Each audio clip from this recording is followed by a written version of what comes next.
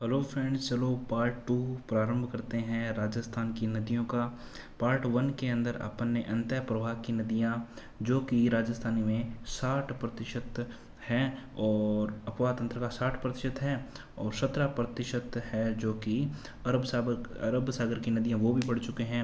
और अपन ने 23% है जो अपवाह तंत्र की बंगाल की खाड़ी की नदियाँ वो भी प्रारंभ कर दी थी और अपन ने चंबल नदी पढ़ ली थी। अब चंबल की सहायक नदियाँ पढ़ रहे थे। अपन ने पहले पढ़ ली थी पार्वती नदी, फिर अपन ने पढ़ी थी कालीसिंध नदी और अब पढ़ते हैं ब्राह्मणी नदी। आप प्लीज़ अगर किसी ने पार्ट 1 नहीं देखा है तो पार्ट 1 देखें, आपको याद करवा दी जाएगी राजस्थान की नदियाँ। तो ठीक है दोस्तों, प्रारंभ करते हैं। ब्राह्मणी नदी का उद्गम कहाँ से होता है? हरिपुरा गांव चित्तौड़गढ़ से होता है और चंबल में मिल जाती है भैंस रोड चित्तौड़गढ़ में ही। ठीक है, तो ब्राह्मणी नदी चित्तौड़गढ़ में ही उद्गम होता है और चित्तौड़गढ़ में ही चंबल में मिल जाती है। ठीक है, मेज नदी का उद्गम भीलवाड़ा से होता है और चंबल में लाखेरी बूंदी में मेज नदी मिल जाती है। ठीक है, फिर देखें परवन नदी का उद्गम कहाँ से होता है? विंध्यन पहाड़ी मध्य प्रदेश से होता है। परवन नदी उद्गम विंध्यन पहाड़ी मध्य प्रदेश से। काली सिंध में पलायता अंता नामक स्थान 12 में मिल जाती है। शेरगढ़ दुर्ग किसके किनारे बना हुआ है? तो शेरगढ़ दुर्ग परवन नदी के किनारे ही बना हुआ है। ठीक है दोस्तों, तो फिर चलते हैं आगे। फिर है बनास नदी। ठीक है, बनास नदी का उद्गम कहाँ से होता है? बनास नदी का उद्गम होता है, कहाँ से होता है? खमनोर की पहाड़ी से होता है बनास नदी का उद्गम। ठीक है, और फिर इसका संगम चंबल में रामेश्वरम नामक स्थान पर हो जाता है। अपन ने क्या देखी थी कि बनास नदी ऐसे ऐसे चंबल नदी जा रही थी, इधर से बनास आ रही थी और इधर से सीप नदी थी, तो यहाँ पर रामेश्वरम बना था। कहाँ पर बना था? सवाई माधोपुर में। ठीक है, फिर लंबाई इसकी 480 किलोमीटर या फिर 512 किलोमीटर है। कई जगह इसकी 480 किलोमीटर दी है, कई जगह 512 बनास नदी की लंबाई दी है। बनास नदी का उद्गम खमनोर की पहाड़ी राजसमंद से होता है। ठीक है, इसके उपनाम क्या है? इसके उपनाम है वन की आशा या फिर वर्णाशा। ठीक है, वन की आशा या वर्णाशा कौन सी नदी कहते हैं? बनास नदी को। अर्जुन की गंगा किसको कहते हैं? बाण गंगा नदी को कहते हैं अर्जुन की गंगा। ठीक है, राजस्थान की सबसे प्रदूषित नदी मानी जाती है बनास नदी। पूर्णतः राजस्थान में बहने वाली सबसे लंबी नदी मानी जाती है बनास नदी, जिसकी लंबाई कितनी है? 480 किलोमीटर या फिर 512 किलोमीटर। और बनास नदी कहाँ से निकलती है? खमनोर पहाड़ी राजसमंद से निकलती है। ठीक है, फिर नोट लगा कर एक बात और लिखी गई है कि राजस्थान की सबसे लंबी नदी चंबल नदी है। चंबल नदी राजस्थान की सबसे लंबी नदी है, जिसकी लंबाई कितनी है? 965 किलोमीटर है। राजस्थान में इसकी कितनी लंबाई है? 135 किलोमीटर है। ठीक है क्या? लेकिन पूर्णतः राजस्थान में बहने वाली 480 किलोमीटर या फिर 512 किलोमीटर की बनास नदी है। फिर इस पर बांध कौन कौन से बने हैं? बिसलपुर बांध बना हुआ है टोंक के अंदर। ईसरदा बांध सवाई माधोपुर बना है बनास नदी पर। मोरेल बांध दौसा में मोरेल नदी पर बना हुआ है और मेजा बांध भीलवाड़ा में कोठारी नदी पर बना हुआ है। फिर पढ़ते हैं बिसलपुर बांध के बारे में, जो कि अति महत्वपूर्ण है। बिसलपुर बांध टोंक में बना हुआ है बिसलपुर बांध टोंक में बना हुआ है बनास नदी पर। राजस्थान की सबसे बड़ी पेयजल परियोजना है बिसलपुर बांध नदी परियोजना। फिर है जलापूर्ति किस किस को कराता है बिसलपुर बांध? एक तो अजमेर याद रखना, अजमेर और जयपुर, इसके साथ दो छोटे जिले टोंक और दौसा याद रखना।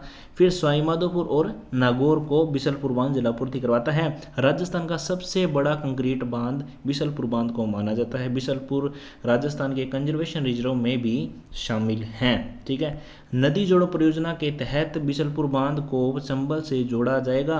रंगीन मछलियों का प्रजनन केंद्र भी बिसलपुर बांध में स्थित है। फिर देखें कि बनास की सहायक नदियाँ कौन कौन सी है। तो पहले तो आप याद कर लें कि दाई नदी कौन कौन सी है जो कि इस तरफ से मिलती है। वो है कौन कौन सी है? एक तो है बेड़च और मेनाल। बेड़च मेनाल इस तरफ से कैसे याद करें जो कि दाई नदियां हैं? कोठारी खारी डाई मोरेल। ठीक है, कोठारी खारी डाई मोरेल ये है चंबल की सहायक नदियां हैं। और चंबल किस में मिल जाती है? यमुना में मिल जाती है। बनास की सहायक नदियां हैं और ये चंबल में मिल जाती है। और बनास की सहायक नदियाँ कौन कौन सी हैं? मेनाल, बेड़च मेनाल कोठारी खारी डाई मोरेल है। बेड़च मेनाल कोठारी खारी डाई मोरेल है। अपन ने चंबल भी नदी पढ़ी थी। चंबल नदी की कौन कौन सी थी? एक तो अपन ने देखी थी कि यहाँ से एक जा रही थी, कौन सी नदी? पार्वती नदी थी, ठीक है। इसके अलावा एक यहाँ से काली सिंध नदी जा रही थी, काली सिंध, फिर थी पार्वती, फिर थी सीप नदी, और इस तरफ कौन कौन सी थी? एक तो थी बनास नदी और एक छोटी नदी और थी जिसका नाम आप मुझे कमेंट बॉक्स में बताएं। इसकी सहायक नदी थी एक तो आहू और एक थी परवन नदी, ठीक है, चंबल की।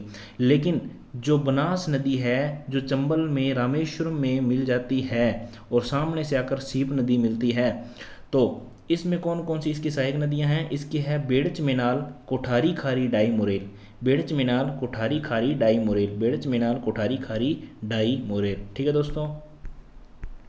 फिर बेड़च नदी के बारे में पढ़ते हैं। बेड़च नदी का उद्गम कहाँ से होता है? गोगुंदा की पहाड़ी उदयपुर से बेड़च नदी का उद्गम होता है और आयड़ नदी के नाम से उदयपुर के निकट जानी जाती है। उदय सागर झील से निकलने के बाद इसका नाम बेड़च नदी हो जाता है और बनास में मिल जाती है बिगोद भीलवाड़ा के अंदर। कौन सी नदी? बेड़च नदी।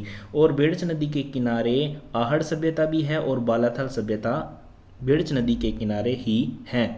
फिर देखें कि मेनाल नदी का उद्गम मांडल की पहाड़ी से होता है।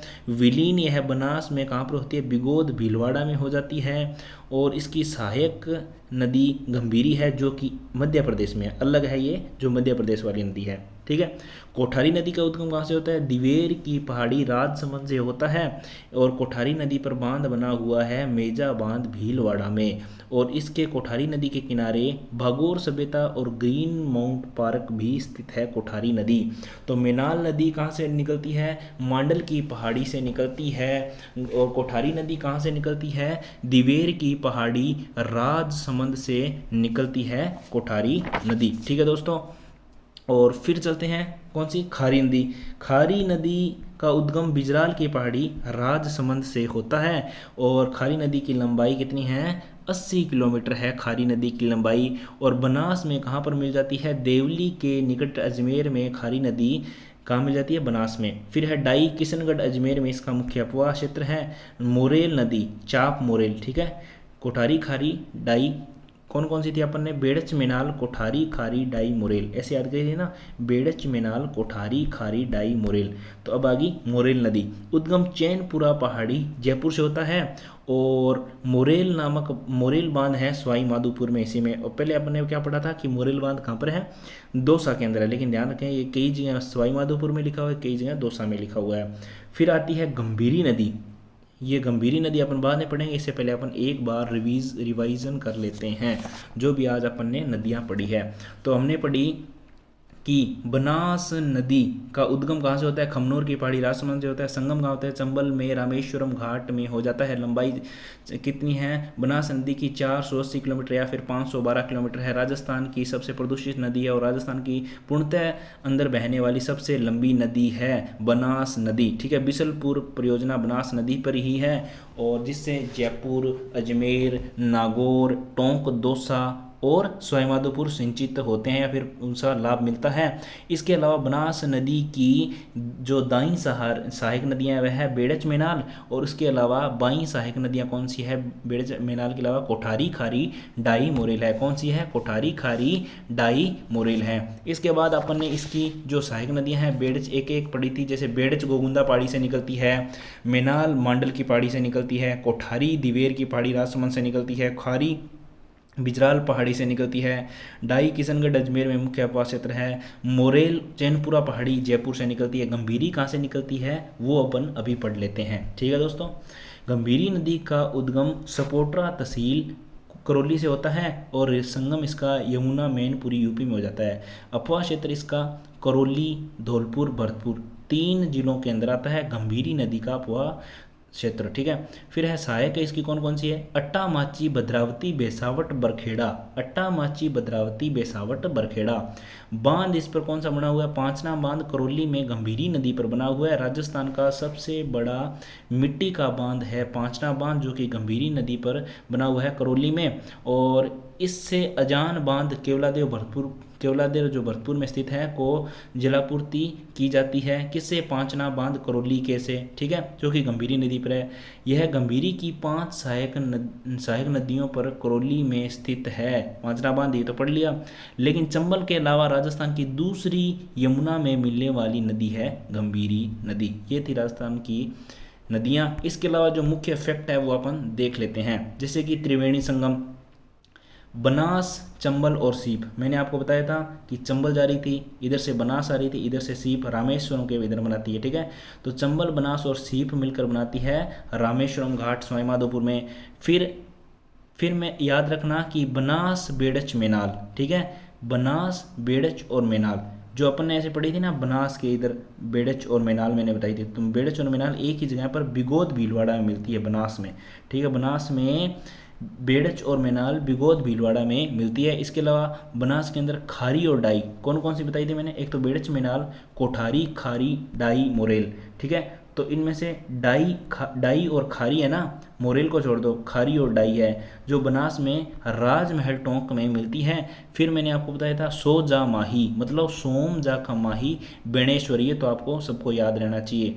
फिर चूलिया जलप्रपात भैंसरोडगढ़, चित्तौड़गढ़ के अंदर चंबल में स्थित है। राजस्थान का सबसे ऊंचा बांध है 18 मीटर, ठीक है, जलप्रपात, सॉरी, बांध कौन सा सबसे ऊंचा है वो आप कमेंट बॉक्स में बताएं कि राजस्थान का सबसे ऊंचा बांध कौन सा है। मैंने वो पिछली वीडियो में आपको बताया था। और राजस्थान का सबसे ऊंचा जलप्रपात कौन सा है? चूलिया जलप्रपात, जो कि चित्तौड़गढ़ में है, चंबल पर है। राजस्थान का 18 मीटर ऊंचा जलप्रपात है, ठीक है। और फिर पढ़ते हैं आगे कि हैंगिंग ब्रिज कहाँ पर है? कोटा में है, चंबल नदी पर है। हैंगिंग ब्रिज कहाँ पर है? कोटा में है, चंबल नदी पर है। राजस्थान का एकमात्र ऐसा पुल है या फिर ब्रिज है जिसकी लंबाई 1.5 किलोमीटर है और NH-27 गुजरता है इसी हैंगिंग ब्रिज से। और कहाँ पर है ये? कोटा में है, ठीक है। बहुत सारे लोग रील्स डालते हैं इसकी, ध्यान से देखना, ठीक है। फिर देखें बीहड़ और डांग, चंबल में अवनालिका वर्धन के द्वारा निर्मित भूमि जिसका विस्तार कहाँ से कहाँ तक है? करौली, सवाई माधोपुर, धौलपुर के अंदर है, ठीक है। कहाँ पर? करौली, सवाई माधोपुर और धौलपुर के अंदर है, ठीक है। भरतपुर वो नहीं है, भरतपुर वगैरह ध्यान रखना, ठीक है। फिर कोई भी नदी कौन से जिलों में नहीं बहती है? तो बीकानेर और चूरू ऐसे जिले हैं जहाँ पर कोई भी नदी नहीं बहती। कौन कौन से? बीकानेर और चूरू। बीकानेर संभाग के अंदर ही आता है चूरू, तो बीकानेर और चूरू याद रखना।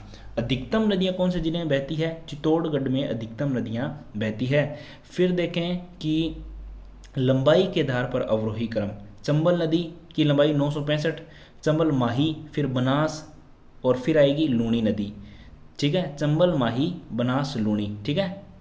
फिर चलते हैं आगे। अफवाह क्षेत्र के अनुसार अवरोही क्रम में पहले आएगा बनास, लूणी, चंबल, फिर माही। बलूच माही याद रखना, बलूच माही। और इसके अंदर कैसे याद रखोगे?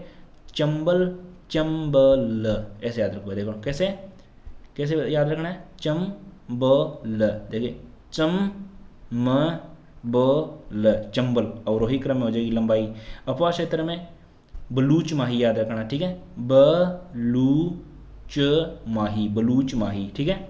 फिर राजस्थान की जल नीति फरवरी 2010 में आई थी और सस्टेनेबल आधार पर नदी बेसिन और उप बेसिन को इकाई के रूप में लेते हुए जल संसाधनों की योजना, विकास और प्रबंधन करना इसका मुख्य क्या था? मुख्य इसका उद्देश्य था, ठीक है दोस्तों। ये थी राजस्थान की नदियाँ। बहुत बहुत धन्यवाद। अगली वीडियो के अंदर अपन क्या पढ़ेंगे? झीलें प्रारंभ करेंगे, ठीक है दोस्तों।